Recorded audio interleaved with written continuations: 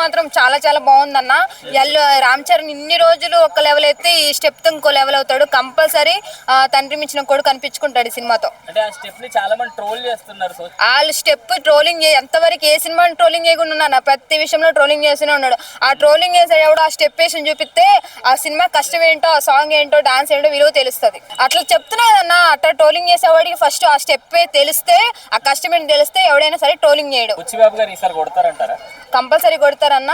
పోయినసారి ఈ cinema flop అయింది కదా, ఈ సినిమాతో మాత్రం మంచి పేరు వస్తుంది, మంచి కలెక్షన్ వస్తుంది. లేదన్నా ఎంత చెప్తున్నా కదా, ఒక సినిమా తీయాలన్నా, ఒక సాంగ్ తీయాలన్నా ఏదో ఒక రిలీజ్ అంటే కంటెంట్ పెట్టుకొని ట్రోలింగ్ చేయాలి. ఆ సాంగ్ బాగాలేదు ఇది అని చెప్పి చాలా ట్రోలింగ్ చేస్తూ ఉంటారు. ఒక్కసారి ఆ కష్టం ఏంటో ఆ సినిమా తీస్తే గానీ ఎవరికైనా ఆ విలువ అనేది తెలియదు. ఇన్ని రోజులు కష్టపడి ఒక సినిమా తీయడానికి, ఒక సాంగ్ తీయడానికి ఎంతమంది కష్టపడుతున్నారు తెలుసా? చాలా మంది ఆ సై సినిమాలో విలన్ లాగా ఉన్నాడని చెప్తున్నారు. లేదన్న, ఆ సినిమా తగ్గట్టు ఆ సాంగ్ తగ్గట్టు వేసుకుంటారు. ప్రతిదీ ముక్కుపొడి పెట్టుకున్నా, బొట్టు పెట్టుకున్నా, లుంగి కట్టుకున్న ప్రతి దానికి చెప్తూనే ఉంటారు. అరే ఎవరికి ఏం రాదులే భయ, పెద్ద పెద్ద రామ్ చరణ్ వాడికి ట్రోలింగ్ చేస్తున్నారు, మీరు వచ్చి చేయండి రా భయ ఎవడైనా ట్రోలింగ్ చేసేవాడు ఉంటే.